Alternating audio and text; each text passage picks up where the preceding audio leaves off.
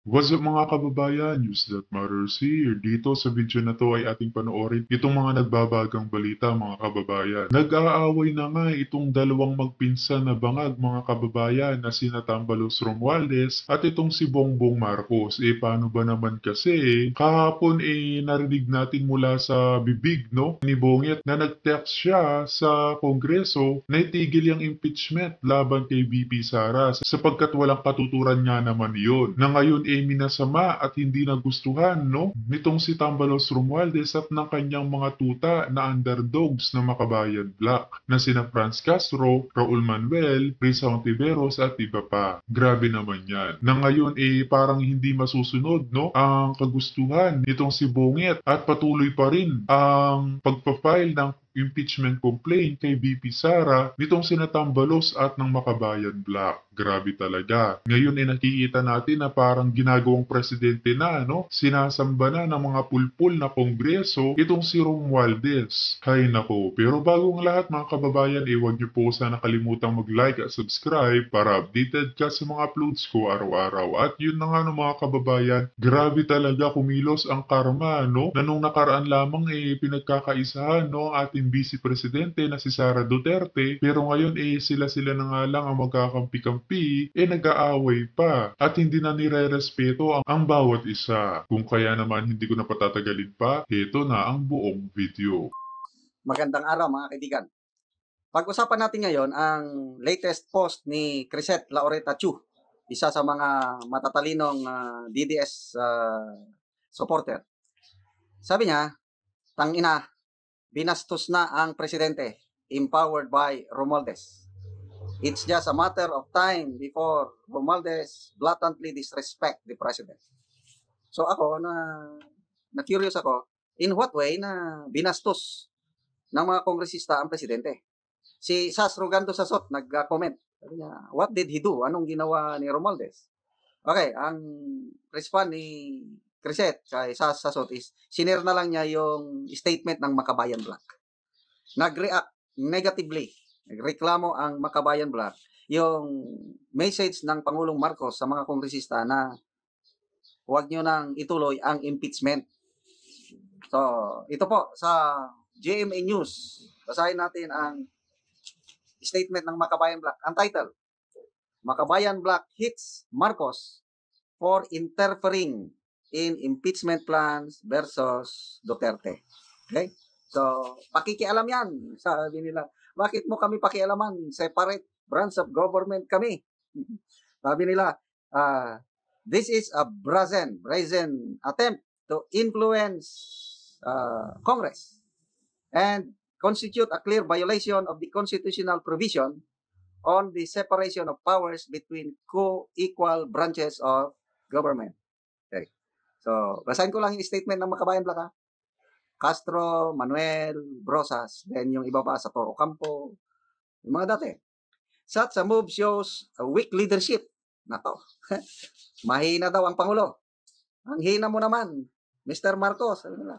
Such a move shows a weak leadership in the presence of corruption, death threats, and blatant disrespect of the House of Representatives. This is how the President behaves and stands. So, question mark nila.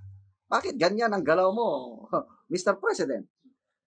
Dagdag, the President's public pronouncements against impeachment proceedings represent undue interference in legislative affairs.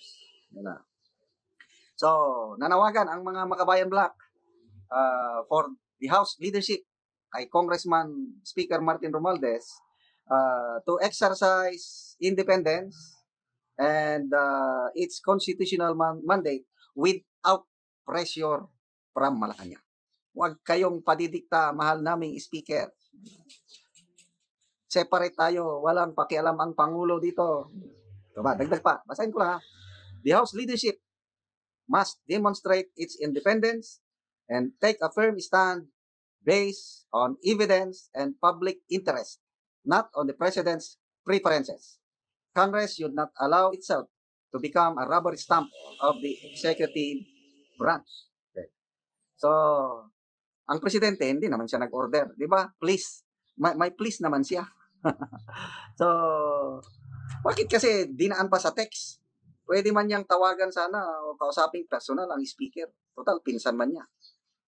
Kaya lang, maraming nagsasabi na propaganda lang daw yung text, sinadya yun para magmukhang good ang Pangulong Marcos. Na para bang lumalabas na gusto niya ng political unity, gusto Mm. niya maangat ang improving the lives of Filipinos. Ang gusto niya. Kasi ang impeachment, sabi ng Pangulo, hindi nakakatulong sa buhay ng mga Pilipino. Okay, so Grabe ang karma mga kababayan, sa kanila din ang balik. Mantakin nyo yun mga kababayan, itong magpinsan na to na si Tamba Bungit, kulang na lang, didikdik sa kahiyan itong si BP Sara, no? Ngunit ngayon, naiiba na ang tunog ni BBM. Siguro dahil nare-realize niya na mali talaga ang kanilang mga ginagawa, no? At ito namang si Tamba, hindi payag, na ngayon kinakalaban na din itong si Bongbong Marcos. Grabe naman talaga. Napaghahalataan tuloy kung sino talaga ang tunay na sakim sa kapangyarihan, no? Itong kanyang pinsan na si Tamba Romualdez at ang kanyang asawa na si Liza Butad. Na sa tingin nga ng taong bayan, parang puppet lamang nila ngayon, itong si Bungit. ang Makabayan Black, anong response nila? They are ready to file the impeachment complaint. So ibig sabihin, baliwala yung text message ng Pangulo. O ito yung statement nila, tungkulin nating siguraduhin na walang opisyal ang nasa itaas ng batas. Kung may sapat na batayan para sa impeachment, dapat itong ipagpatuloy alinsunod sa ating konstitusyon. Okay? So ano naman ang response ng mga House leaders, yung mga deputy, o kaya mismo si Speaker Romualdez? Excuse me. As of now, wala pa akong naririnig o nababasa ang statement ng Speaker. Pag-attend niya sa Bicameral Conference Committee para pag-usapan ang budget, tinanong siya ng media, kailang no response. Dinidma lang niya, walang sagot. Mabuti sana kung nagsalita na siya. Ang nagsalita, yung tatlong deputy speakers, Aurelio Dong Gonzales, David J.G. Suarez, and House Majority Leader Jose Manuel Dalipi. Silang nagsalita. May statement sila. Okay. Ang sabi nila, wala naman daw silang pinaplanong impeachment. As usual, wala daw. Ang statement itong tatlong House leaders. Ang kanila lang daw is they are just focused on uncovering the truth beyond the use of confidential funds and addressing alleged irregularities linked to the previous administration. Yun lang daw. Kung yun lang talaga ang focus nila, bakit mismo ang presidente na ang naalarma? Inamin naman ng Pangulo na galing sa kanya yung text. Ang questionable lang, bakit nag-leak? Sinadya, sabi ng karamihan. So mismo ang Pangulo, naniniwala na mayroong planong pagsampa ng impeachment laban kay BP Sara. Palaging sinasabi ng mga kongresista, wala. Ito ang masama. Kung may magsampa ng impeachment, aaksyonan namin. Anong ibig sabihin? Ito, sabi nila, should an impeachment complaint be properly filed in accordance with the rules, the House is obliged to deliberate on it fairly and transparently, ensuring that the process adheres to the highest standards of justice. This is not just the responsibility of the institution, but also the individual duty of each congressman to uphold the Constitution. Ito na. Connecting the dots. Klaro na, no? Ang Pangulo sabi, huwag nyo nang ituloy ang impeachment dahil nakakasama.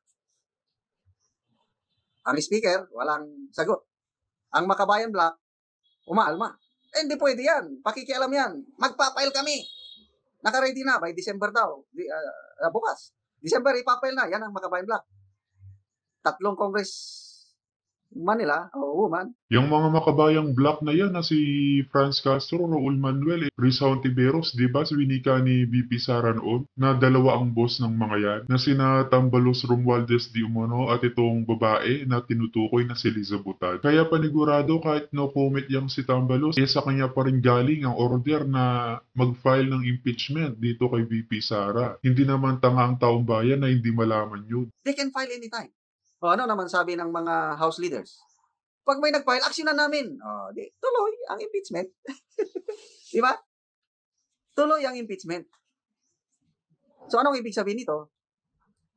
Kung totoo yung intensyon ng presidente na itigil para mabawas-bawasan ang tensyon sa politika, kung totoo yun, ibig sabihin, hindi na siya sinusunod ng mga kongresista. Hindi siya sinusunod ng speaker. Yun ang ibig sabihin nun. Ibig sabihin, wala na. Magbabanggaan na sila. So, Correct. anong mangyari? Ito.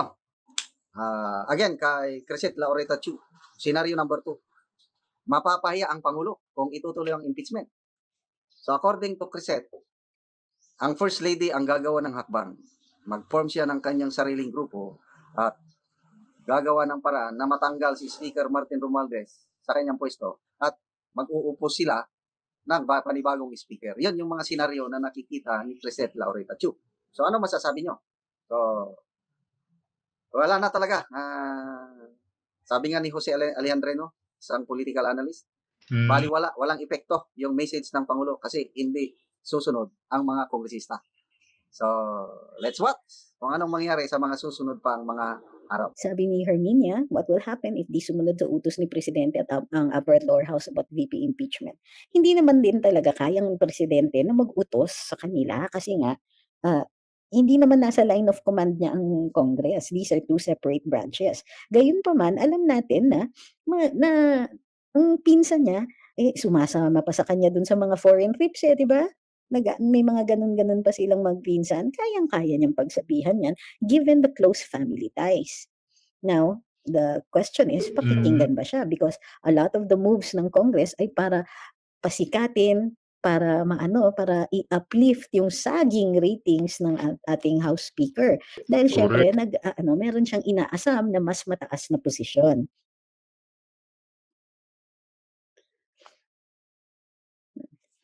Sabi ni ako, he did that just to get the sympathy of the taong bayan. But tama po kayo. Unfortunately, yung timing masyadong late.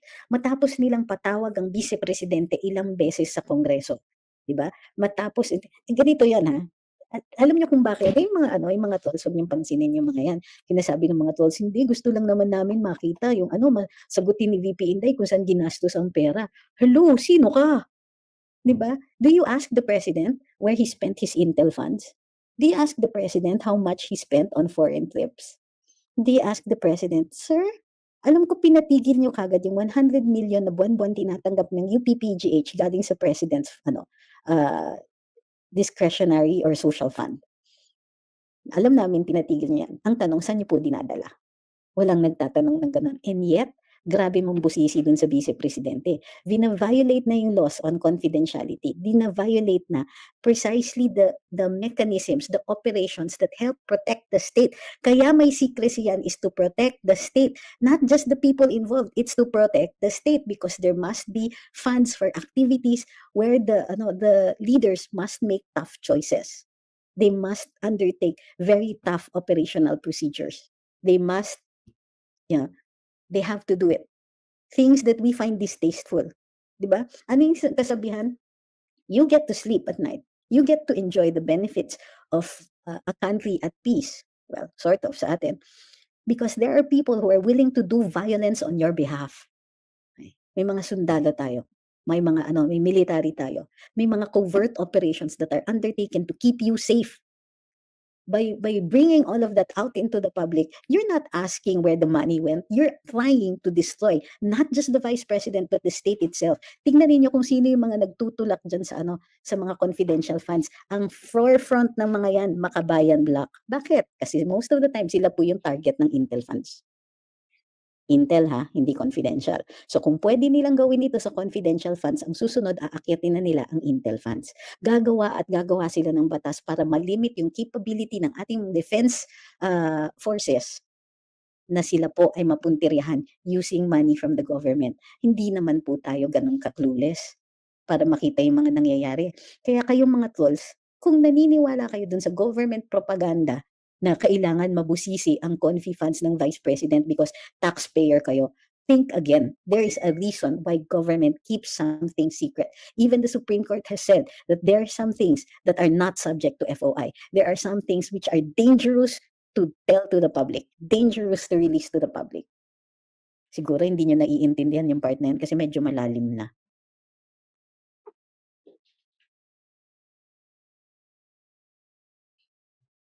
Hindi po file. Sabi ni Agustin, hours after BBM requested not to file and hours after nag-file. Maka hindi po nag-file. Nag-announce sila na inumpisahan na po nila yung pag-draft ng impeachment complaint. Hindi pa naman po na-file. Hi, Kaylay. Ngayon mga kababayan, diyan natin malalaman kung sino talaga ang mas makapangyarihan, no? Sa magpinsang bangag, si Romualdez Tambalos ba? O itong si Bungit? Kung sino ang susundin ng mga lower house? Na kapag nasunod itong kagustuhan, no, ng mga pulpul na kongreso sa impeachment kay VP Sara, alam na natin na na-overpower na. Okay, next. Mere NBI bureaucrat summoning the second highest official of the land elected nationally by the people.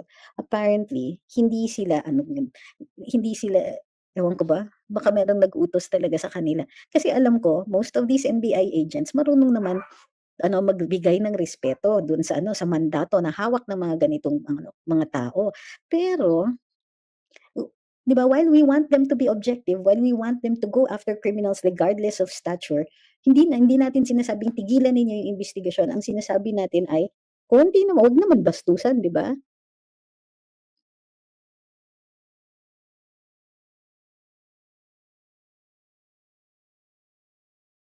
Okay. So, para dun sa mga nandyan sa EDSA, bigyan niyo naman po kami ng updates kung ano na po ang mga pangyayari dyan. Natutuwa ako at ang daming nagsasabi na andyan sila. Hoy, may mga nasa Luminous, mga followers ng Luminous na nandyan ngayon sa EDSA. Shout out po sa inyo. I hope you're all well. Ingat-ingat po. At pakibati na lang ang mga kaibigan natin na nandyan.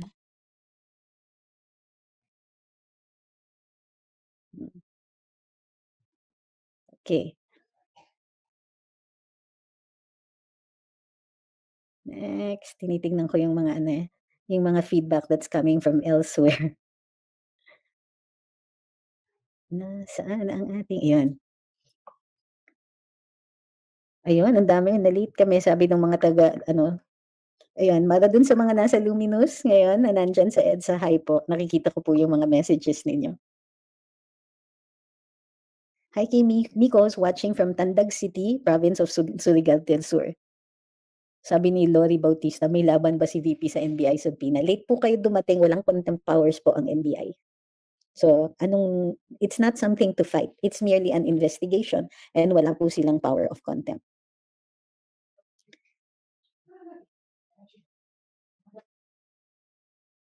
Marwin says, mahirap pag nag-file ang impeachment, siguradong tanggal si VP dyan, may sapat na bilang ng mga congressman at senator. That's what you think. So, if pinopost mo yan para mawalan ng loob yung mga tao, sorry, that doesn't work Sabi ni Sisid Marino, bakit ang Confi Fund ng Ombudsman tinigilan nila? Takot ba sila? Posible. Sabi ni Jung, guys, wala ngang maikaso sila kay VP Sara. Pakinggan yung mga sinasabi ng Ombudsman na hindi Jaime, si Martires, Samuel po. AR Cell says, purely just for show yung message leak to keep himself like hugas kamay sa plan for impeachment. In fact, BBM confirmed that there is an impeachment plan which they denied from the beginning. Ayan. Glong Beltran says, as long as si BBM ay nandyan sa posisyon niya, nothing will change even after May 2025 elections. Our country needs a total reset. If Inday will take over, she will definitely fire all the corrupt men. Please understand that the VP is not asking for the president to step down. Wala siyang sinasabing ganyan. The VP simply wants to work. She simply wants to be allowed to do her work. And what her work entails, Gusto lang naman talaga ni VP Sara magtrabaho, no, maglingkod sa taong bayan. At ayaw niya ng gulo, ayaw niya ng usaping politika, pero sadyang makakapalang talaga ang pagmumukha ng mga tuta ng bangag admin. Giving aid where it is needed. And addressing whatever problems the citizens have that she can or is in a position to address. Sabi ni Reimer, ano po comment niya sa statement ng IBP at statement naman ng Ombudsman? I don't yet have the exact statement of the Ombudsman, but yung sa IBP, yes. So, matagal na naming sinasabi dito na yung mga nananawagan na magsalita ang IBP, sinasabi ko sa inyo, hindi sila magsasalita and most likely hindi yan dapat. Bakit? Ganito yan. Pag nag-file po kayo ng disbarment case, whether you file it directly with the IBP or with the Supreme Court, ang mag-iimbestiga niyan ay ang IBP. Pupunta yan sa Commission on Bar Discipline ng IBP at ililitis yun doon. Yung findings ng commissioner, pupunta yan doon sa Board of Governors ng IBP who will make the final recommendation at aakyat yan sa Korte Suprema. Dahil sila po ang mag-iimbestiga, it is not likely that they will issue an opinion. Nangyari po yan panahon ni Laila de Lima nung siya po ay nag-apply siya maging justice ng Korte Suprema. In fact, nag-apply siya maging Chief Justice ng Korte Suprema. Pero may nag-file ng disbarment case sa kanya. So the IBP never issued at the time a statement on Laila de Lima nung time na yon dahil sila po ang nag-iimbestiga ng disbarments, ng bar discipline matters, disbarments, suspensions, and admonitions. Uulitin ko. Alam na natin kahit noon na kahit manawagan tayo na mag-statement ang IBP, hindi nila gagawin yon in order to maintain their objectivity pagdating sa paglilitis o pag-iimbestiga ng bar discipline issues. At yun na nga no, mga kababayan, narinig natin itong sina General Macanas at Atty. Trixie sa mga balitang ito. As always, mga kababayan, kita na lang ulit tayo sa ating next vlog. Huwag niyo po sana kalimutan mag-like at subscribe para updated ka sa mga uploads ko araw-araw. Marami po salamat mga kababayan. Ingat and God bless.